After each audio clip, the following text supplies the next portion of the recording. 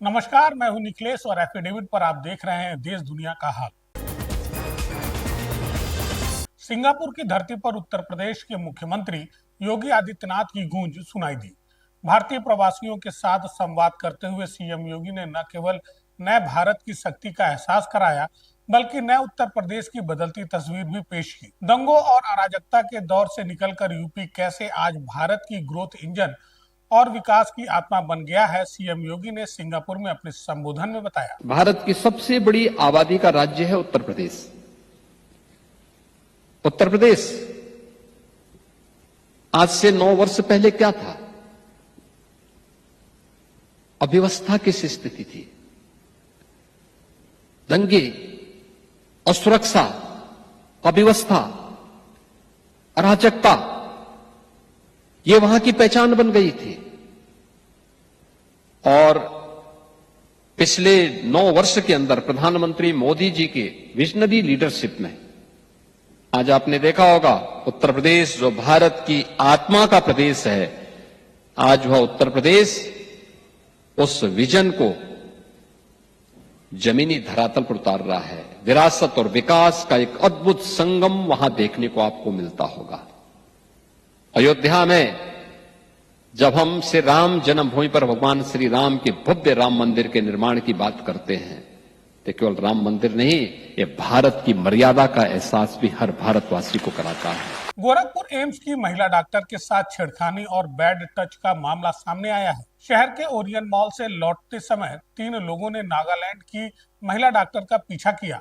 करीब 1.5 किलोमीटर तक पीछा करते हुए गंदे कमेंट्स करते रहे। एक युवक ने लेडी डॉक्टर को डराते हुए अपनी शर्ट उतार दी। एम्स के गेट नंबर 2 के करीब पहुंचने पर युवक ने लेडी डॉक्टर को बैड टच किया। पीड़िता के चिल्लाने पर आरोपी भाग निकले। जनपद गोरखपुर के थाना एम्स अंतर्गत एम्स पुलिस के पास ये सूचना प्राप्त हुई कि कल 22 तारीख की रात्रि लगभग 8 बजे के आसपास एम्स में कार्यरत एक महिला डॉक्टर के साथ मोटरसाइकिल पर कुछ युवकों द्वारा अभद्रता किया गया है। इस सूचना पर पुलिस द्वारा तत्काल मुकदमा अपराध संख्या 52/26 समुचित धाराओं में पंजीकृत किया गया है। इस मुकदमे में जब सीसीटीवी फुटेज का अवलोकन किया गया तो उससे एक मोटरसाइकिल चिन्हित करते हुए उनमें सभी अभियुक्तों का चिन्हांकन किया जा चुका है, जिनकी गिरफ्तारी के लिए 4 पुलिस की टीमों को लगाया गया है।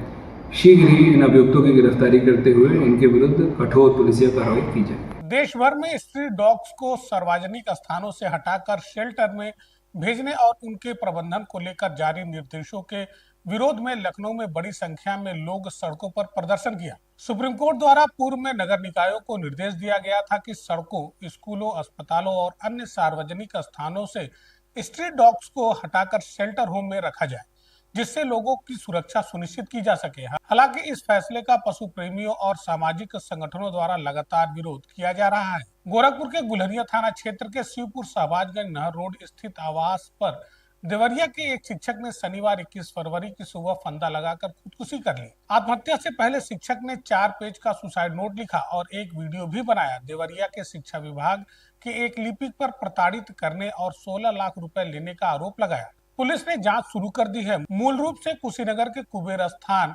हरैया गांव निवासी 37 वर्षीय कृष्ण मोहन सिंह देवरिया के गौरी बाजार विकास खंड के कृषक लघु माध्यमिक विद्यालय मदरसन में शिक्षक थे। इस मामले में अब देवरिया डीएम ने बीएस से लिपिक सहित अन्य पर मुकदमा दर्ज कराया है।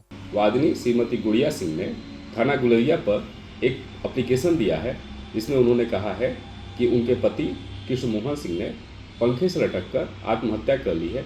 इस क्रम में तत्काल ही उनके प्रार्थना पत्र पे अभियोग पंजीकृत कर लिया गया है एवं पोस्टमार्टम आदि साक्ष्यों के आधार पर अन्य विधिक कार्रवाई सुनिश्चित की जाएगी। जिलाधिकारी दीपक मीणा व एसएसपी डॉक्टर कौस्तुभ की अध्यक्षता में पीस कमेटी की बैठक पुलिस लाइन के सभागार में सकुशल संपन्न हुई, जिसके संबंध में जिलाधिकारी दीपक मीणा ने बताया कि इस समय रमजान का महीना शुरू हो गया है। आने वाले दिनों में होली का पर्व भी है। सभी थाना क्षेत्रों में एक पीस कमेटी की बैठक की गई है। जनपद स्तर पर पुलिस लाइन में भी बैठक की गई है। बैठक में दोनों समुदायों के लोग उपस्थित रहे। विभिन्न समस्याओं से लोगों ने जिला प्रशासन को अवगत कराया, जिस पर संबंधित अधिकारियों को त्वरित निस्तारण के निर्देश दिए। आज यहाँ पर पीस कमेटी बैठक में आकर हम लोगों का मान बढ़ाया, इसके लिए आप सभी का बहुत बहुत धन्यवाद। और मीडिया को रहना चाहिए, मतलब पूर्ण रूप से शून्य रहना चाहिए। सभी लोग अपने त्योहार को सकुशल परिवार के साथ खुशी के माहौल जब एक हम मुझे पिछला में वार्ता हुई थी, मैं ये चाहता हूँ कि वहाँ पे जो जलकर विभाग है और जल निगम वहाँ काम कर रहा है, तो जलकर विभाग जो है वहाँ पे जहाँ पे जल निगम काम कर रहा है, पाइप लाइन दे रही है, पाइप टू गेट वहाँ कंप्लीट रूप से एक अपनी टीम बना है। मुस्लिम भाइयों से मेरी रिक्वेस्ट है कि उस वक्त वो बाहर ना निकले जिनको रंग से परहेज है, क्योंकि एम्बुलेंस बुलाकर उसको नजदीकी हॉस्पिटल तक पहुंचाएं, जिससे कि कम से कम जनहानि संभव हो। यह हमारा दायित्व है और जिला प्रशासन पुलिस प्रशासन के सहयोग से हमें जनहानि। इस कमेटी की बैठक हुई है और यहाँ पे एक डिस्ट्रिक्ट लेवल पे हम लोगों ने भी की है। यहाँ पे सभी अधिकारीगण जिन से डील करते हैं और सभी हमारे क्षेत्र के एसडीएम्स और सभी क्षेत्राधिकारी और पुलिस से सभी लोग थे। हमारे सारे समाज के दोनों वर्गों के लोग जो भी हैं, जिन के जुलूस शोभा यात्राएं जो हैं, वो सभी लोग आए। उन्होंने अपनी बातें रखी कि जो चीज़ों पे ध्यान देना है, जो चीज़ों को सही कराना है, दुरुस्त कराना है, तो सबके पॉइंट्स नोट किए गए और सबको जो चीज़ें हिदायतें और जो भी चीज़ें उनको ध्यान रखनी है वो सभी बातें बताई गई हैं।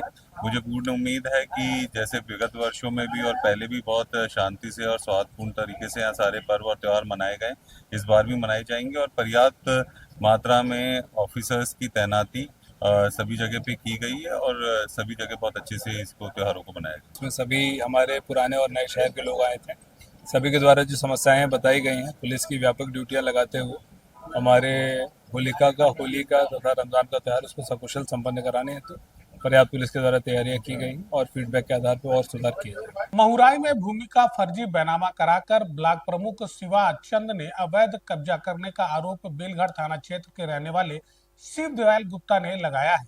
मीडिया कर्मियों से बात करते हुए श्री साईं कृपा कोल्ड स्टोरेज प्राइवेट लिमिटेड के डायरेक्टर शिव दयाल गुप्ता ने बताया कि वर्षों की कमाई से खरीदी गई पैतृक भूमि पर फर्जी बैनामा और दबंगई के बल पर कब्जा बनाए रखने वाले गगहा के ब्लॉक प्रमुख शिवाजी चंद के विरुद्ध तहसीलदार और एसडीएम की रिपोर्ट आने के बाद भी उनकी जमीन पर कब्जा नहीं मिल पा रहा है। इसको लेकर उन्होंने प्रार्थना पत्र स्थानीय प्रशासन से लगाए मुख्यमंत्री के जनता दर्शन तक दिया है, लेकिन अभी भी स्थिति जस की तस बनी हुई है। तो बहुत ही संगीन और अपराधी है। इसमें क्या हुआ इनके साथ, हम तो ज़्यादा जैसे पैतृक संबंध है, पहले का संबंध है, तो ये हमारे पास आए कई बार, तो हमने कहा चलिए देखा जाए। चलिए भाई, अब किसी गरीब का और किसी के साथ मदद करना तो गुनाह तो है नहीं। तो ये अपने हम कहें कि जाइए अपने ज़मीन पे, जब सूचना मिली है कि आपकी ज़मीन पे ताला अवैध ब्लॉक प्रमुख गगहा श्री शिवाजी चंद जी ने मारा है, तो हम कहें कि जाइए पहले ज़मीन पे उनसे बात करिए। तो ये गए बात करने के लिए।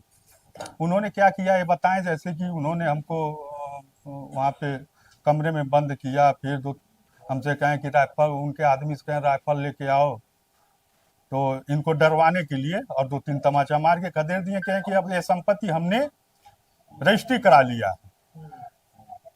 तो उसके बाद इन्होंने हमको बताया, तो हम कहें कि जाइए बांसगांव वकील साहब से मिलिए। वकील साहब ने जब पूरा मामला देखा तो कहें कि ये तो फर्जी रजिस्ट्री हो गया है, जिसका अभिलेख में कोई नाम ही नहीं है।